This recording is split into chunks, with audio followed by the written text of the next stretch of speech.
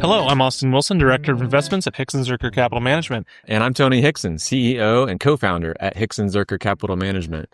And we're here today to bring you the market and economic outlook for the month of August, looking back, and also some thoughts on the upcoming month of September. So, as we look back at August, Austin, what happened in the markets? It wasn't so bad. Actually, markets did pretty well. S&P 500 up 2%. The Dow Jones Industrial Average up over 3%, 3.4% actually.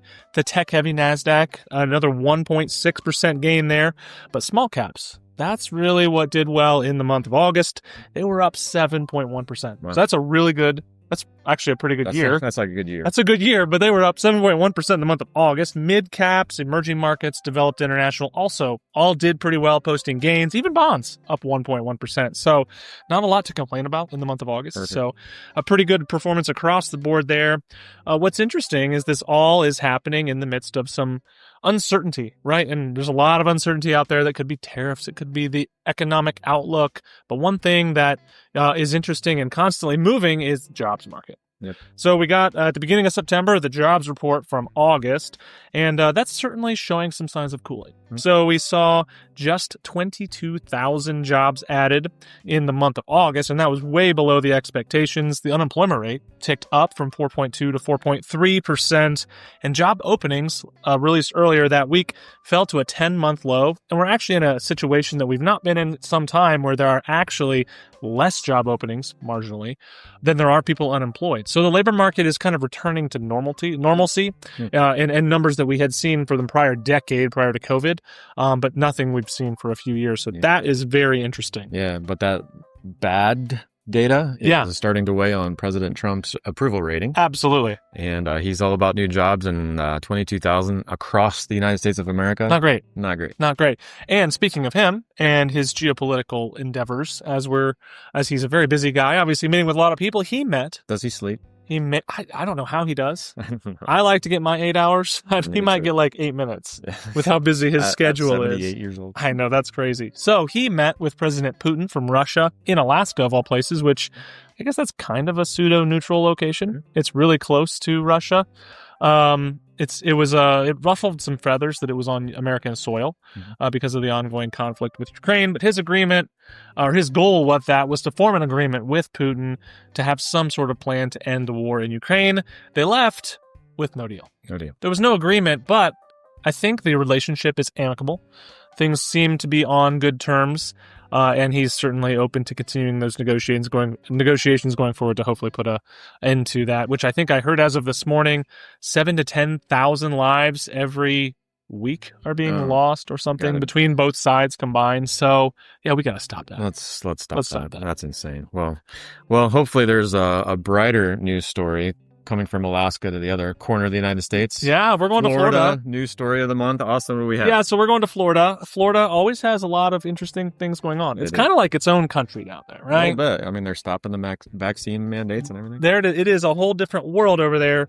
What was very interesting is that there was a man worked at Chuck E. Cheese. Now, if you remember, maybe if you grew up in the 90s like I did, Chuck E. Cheese was the bee's knees. It was awesome. And so you go there and you'd have parties with your friends, you'd eat some pizza. It was really disgusting pizza, but it was disgusting. We were kids. Yeah, you didn't know any better. It was fine. You'd jump in the ball pit with all the gross germs of all the balls. And that's why we have such good immunities now. I know. So yeah, Chuck E. Cheese was the place to be. Kids loved it.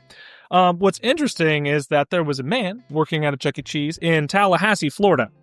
And this guy, not maybe the best guy, right? He was alleged for credit card fraud. Mm-hmm. And so then the police went in to arrest him. And it turns out, he was there. So they arrested him and he put up a fight. Mm. So in front of all the children in Tallahassee, Florida, Chuck E. Cheese was arrested, taken out in cuffs. And those kids' childhoods are forever ruined. They're damaged. Yeah, so Chuck E. Cheese, Florida, interesting story. Poor people, they are not going to look at that place the same again. Right, they're going to have to buy counseling for these poor kids. Absolutely. So, Tony, let's talk about what's going to happen in September. We're sitting here in September. This video is coming out in September. We talked about August, but what's happening right now?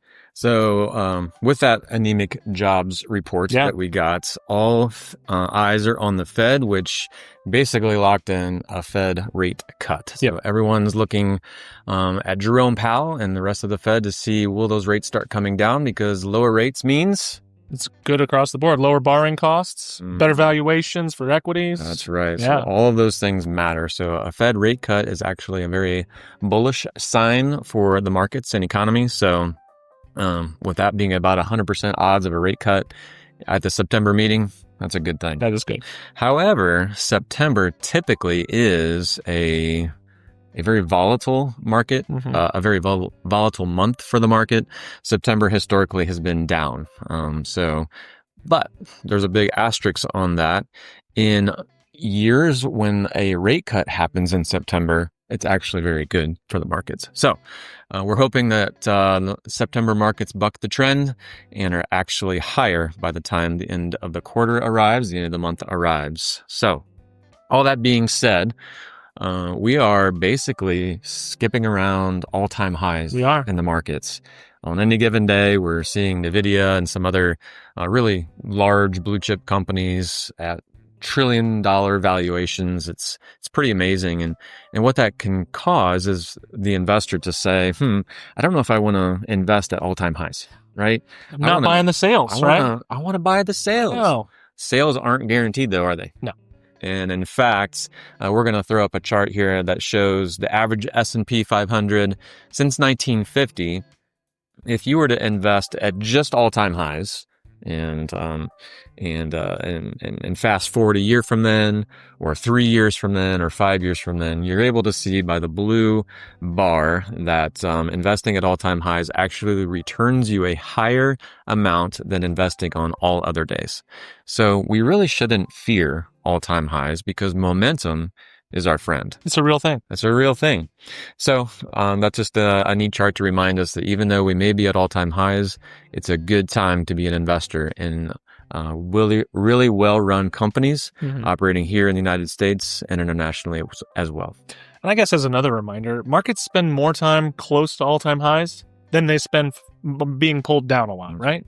So the fact that we can look back historically and say that those drawdowns are relatively short-lived, and we actually spend a lot of time in markets like we are right now is pretty encouraging. And I'm with Tony. Hopefully these things continue for us and for you as well.